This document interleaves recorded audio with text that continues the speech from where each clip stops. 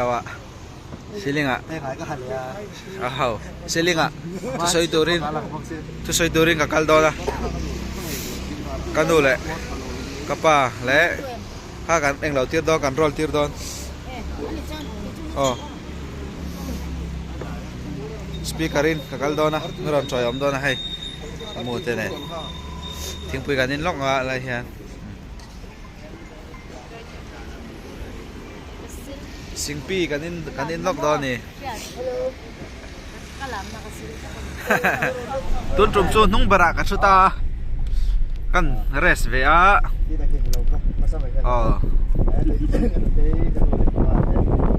silinga rong bolin kaldo na hay speakerin meron soma missionary te cái boss ấy nó chỉ thavia thọ khát trang à thian thu ni sẽ là thavia tổ ra ngay là thian tiếng bụi tê cái nín zawa selling panin chọn đón bé cái này công vel tê rồi thì là zel đón ni selling thằng ta thằng ta thu nó hiền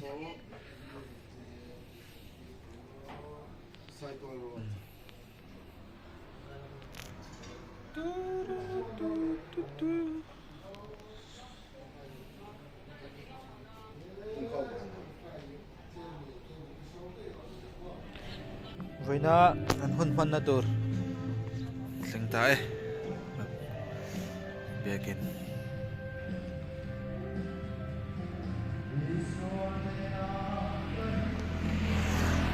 sound dead check xin hả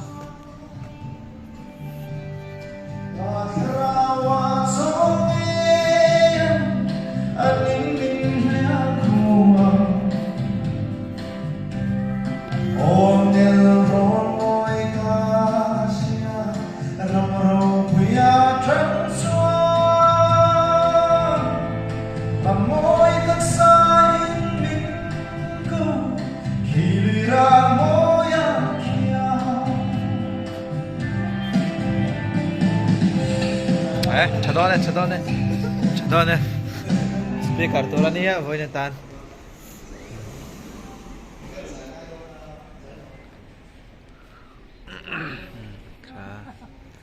lạc bụi này selling là bạn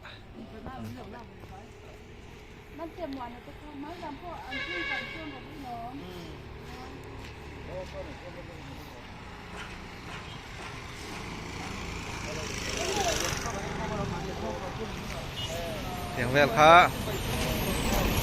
mình sẽ em môi nỉ hề bẹt hay speaker thì chỉ là cho nên không thể quay sửa hai thế bây giờ bộ thì thế đó thì đâu ai đâu thì cho nên phải làm bằng cái cam sụt dễ luôn nè step lọ dễ lắm ạ mình nhân đàn có đắng đâu hết nó có phần speaker nó là chụp chào đó này mà môi thật say mình khi lùi ra môi kia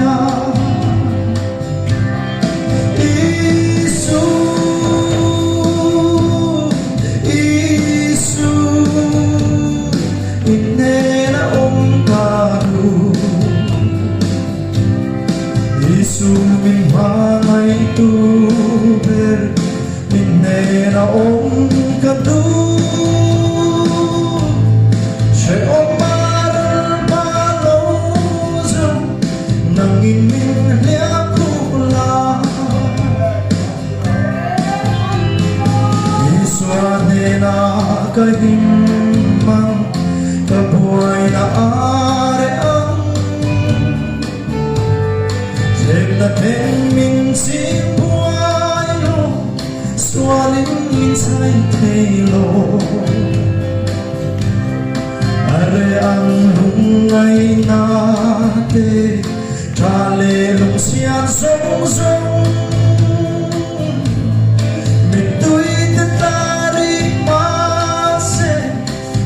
Sungarilo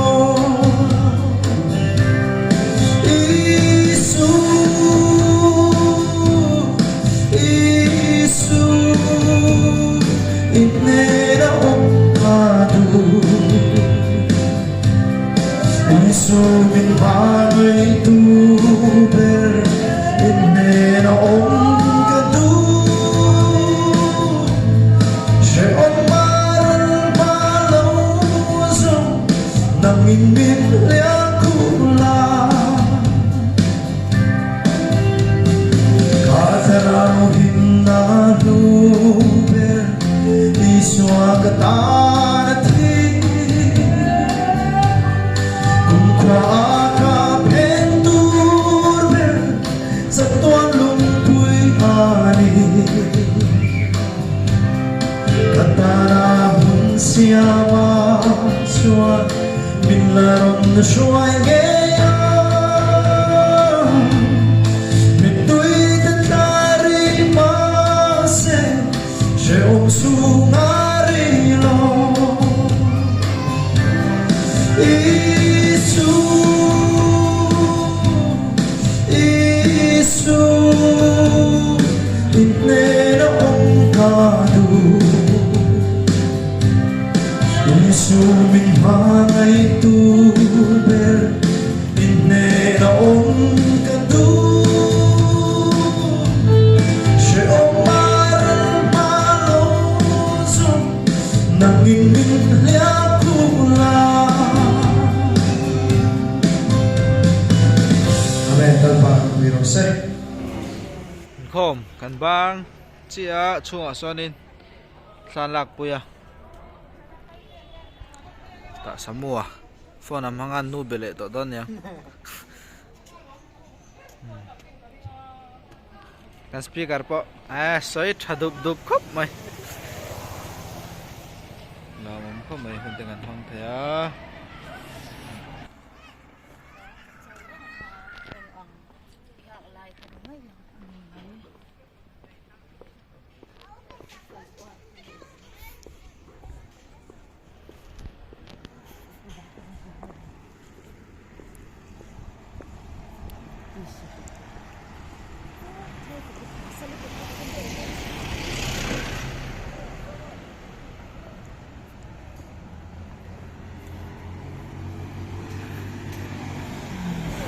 itu para than noi me ka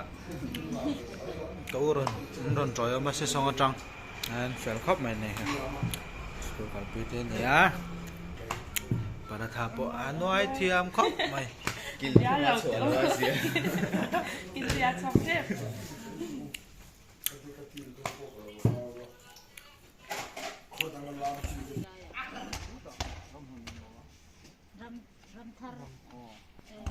Marketingnya abon kawan dua antak. Abon.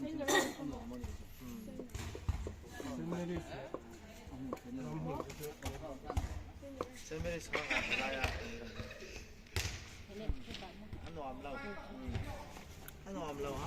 rồi chuyện đó đó điều mà căn không xin nặng ôi ô này lấy nặng thấu này